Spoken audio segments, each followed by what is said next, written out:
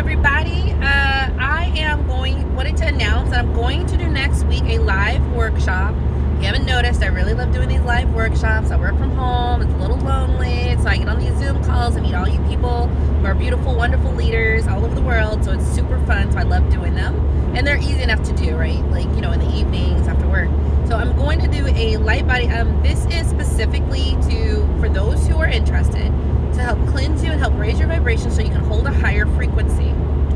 When you hold a higher frequency, when that huge wave of life that comes December 21st comes in, a huge wave of love that's going to shift the planet and shift the energy and frequency of everyone on this planet comes in, you're able to hold a higher frequency and absorb as much of the shift as possible, so it doesn't have to do as much work to catch you up because you're already caught up. You're at a much, much, much higher level. I have to say, out of all the things I've done other things as well, but sacred geometry healings and Lightbody is sort of hands down has been like hold a higher vibration, like just daily, period. Because you have to actually do work to be able to hold a higher vibration. That takes energetic work. You have to get the upgrade, okay? You have to update the CPU, okay? So I am going to do it. It is service to community, and it'll probably be like $39. All my workshops tend to be that. And it'll be, I think, I'm going to do 3 different healings. Probably like a Sunday, a Monday, and a Wednesday. I'm going to give you a day in between to just relax and integrate, so it's not so much thrown at you, because you just have to believe me, you can't take too much energy. Like, you fall asleep, it's too much. Right? So we're going to do... I haven't decided on what DNA activation we'll do. I want to channel and see what they think is the best. But it'll be a detox, which is very, very, very important. It will be a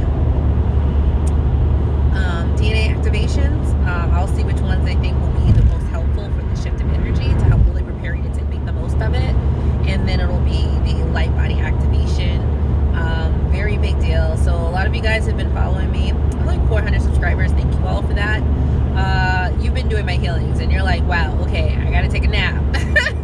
Right? And my healings are like, they're very I'm glad you're doing them, but this Lightbody one is like so I will say, ever since I've done it and activated, my ability to manifest has been off the charts, and that's why I did it. I was like, what do I need to do? Will this help me manifest? They're like, yes, and it did.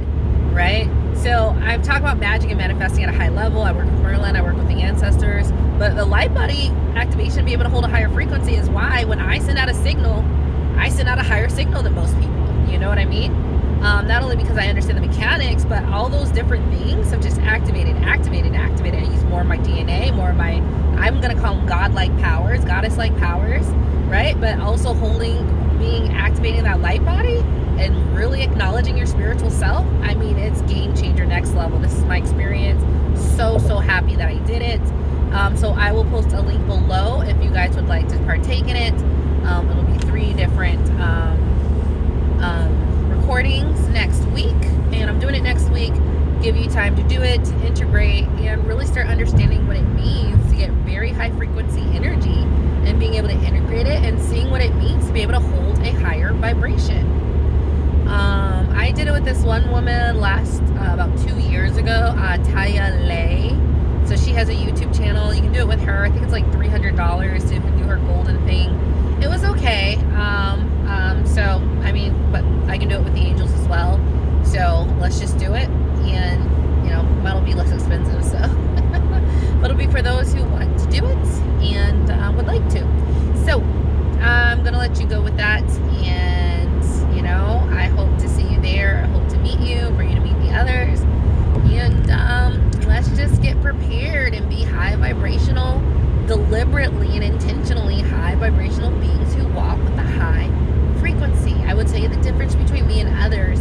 I'm an electrical engineer, right? So I literally took classes on electromagnetics and physics and transmission and wave transmission and signals and systems and computer engineering courses we have to take and logic courses.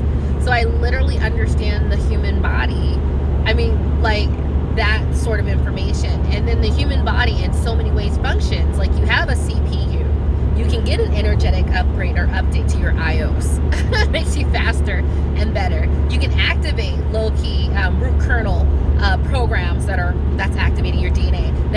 once you activate it, it's just like a root program. It just starts going and going on its own, right? Like, I understand the dynamics of getting high frequency energy.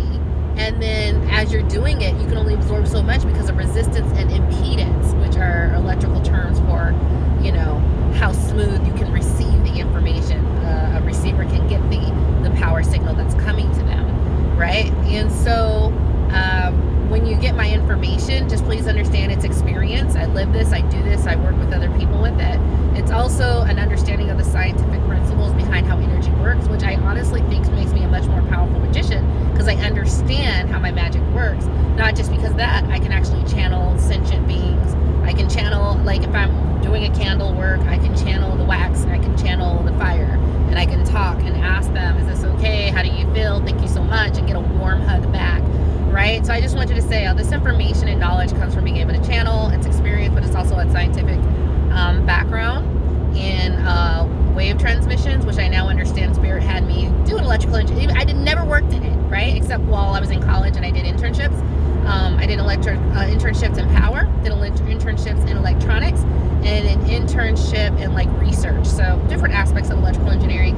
But I just want you to know, like, I don't come from an uneducated, unexperienced. I come from deeply educated and deeply experienced. And then when I add the fact that I can channel and ask, and I've been guided by my ancestors and different magical beings, like when I present information, it's like in a different, more practical light. It's how you can use it, not like how you can be more love and light. Now, it does make it so you are more love and light, you know?